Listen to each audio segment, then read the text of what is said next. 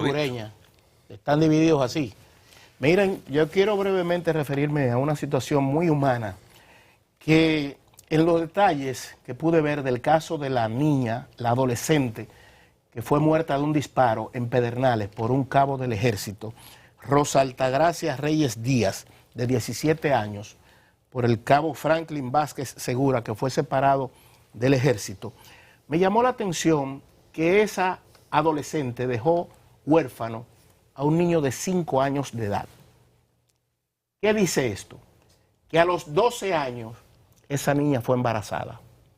¿Y qué pasó en ese momento con el que la violó? Porque eso fue una violación.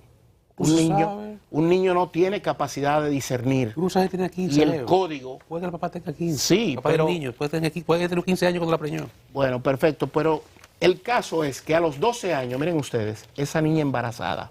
Luego de ahí, ¿cuál fue el acompañamiento? ¿Por qué se llegó a esa situación? Es un conjunto de cosas que lastiman. Ya esa niña había sido, vamos a decir que víctima de una situación que la hizo llevar consigo un embarazo a los 12 años, siendo una adolescente, 17, en que la matan el pasado sábado en Pedernales de un disparo, pues deja a un niño de 5 años. Miren el drama, señores, cómo se repite y se multiplican situaciones producto de faltas en cómo formar, cómo orientar, el conjunto de cosas que producen muchas veces la pobreza extrema. El gen de la pobreza, el génesis de la pobreza en República Dominicana está en el embarazo adolescente.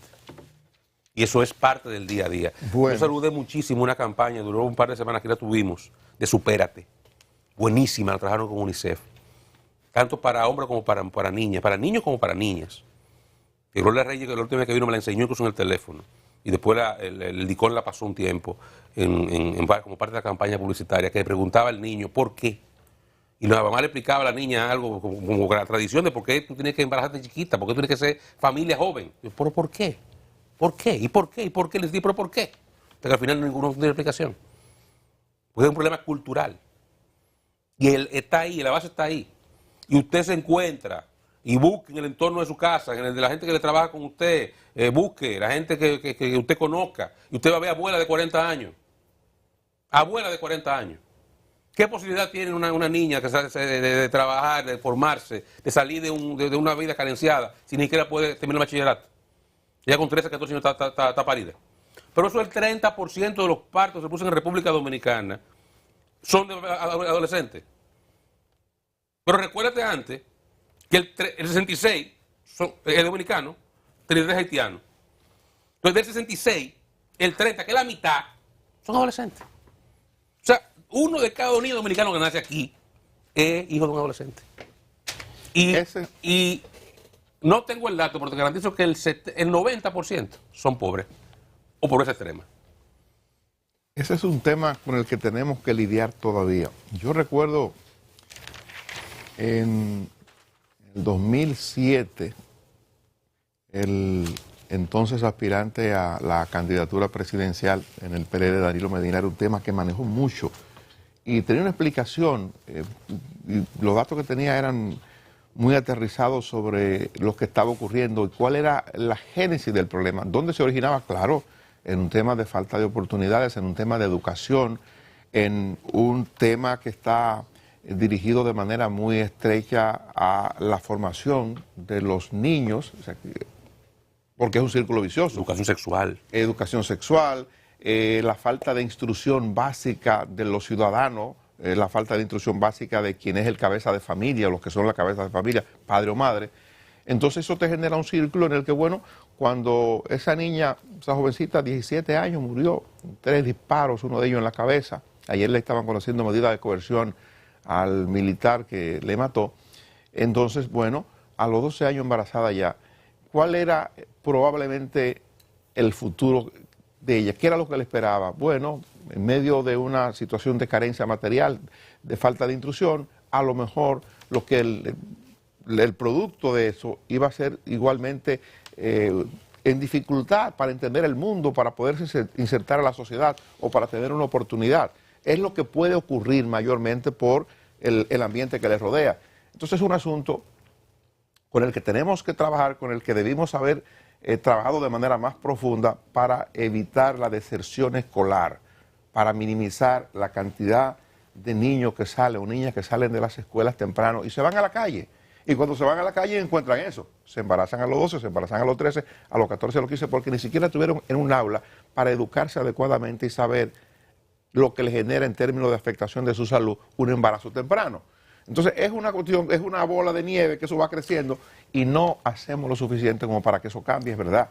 Y vamos a seguir así, yo digo, eso que digo de la educación, de la calidad de la educación, es muy probable que sigamos así, porque bueno, no estamos tomando las medidas que deberíamos tomar para que esa cifra baje. Seguimos teniendo una cifra alta y lo que se produce, por ejemplo, el riesgo de salud en niñas que se desgracian su vida a partir de un embarazo temprano, es un asunto muy serio. Y debería haber no solamente educación sexual seria, porque es que aquí creemos que porque tú le digas a los muchachos que no, porque tú le digas que no tengan relaciones sexuales, no lo van a tener ya, como que las hormonas son un invento de la... No, lo van a hacer.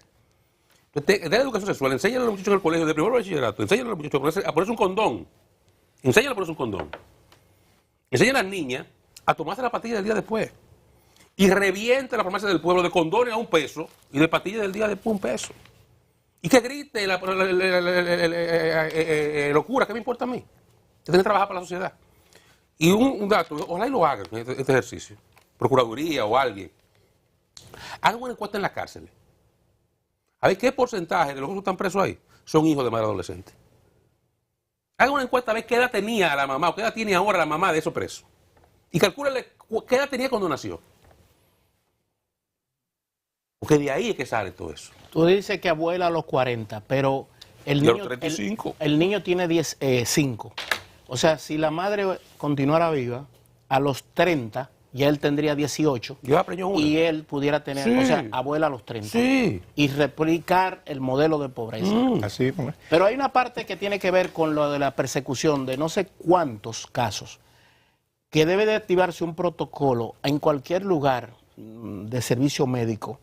Tan pronto una mujer llega, le preguntan la edad, embarazada, ¿verdad? No, claro, Indagar, eso es de rigor. Indagar quién la embarazó, adulto. Eso no. Sí, pero es parte, porque bien, se da una violación sexual de un adulto y eso está tipificado en el Código de Protección a los Niños. Pero no es por ahí. O sea, tú puedes cargar a la fiscalía de eso, pero no es por ahí. Tú no en gran resuelves eso política así. pública ya es otra No cosa. resuelves eso así. Educación y todo Ahí eso. se puede cometer muchísimo abuso, además. Ayer se reunió, como habíamos dicho temprano en la mañana, había una reunión de la Comisión de la Cámara de Diputados que está investigando el caso de Cámara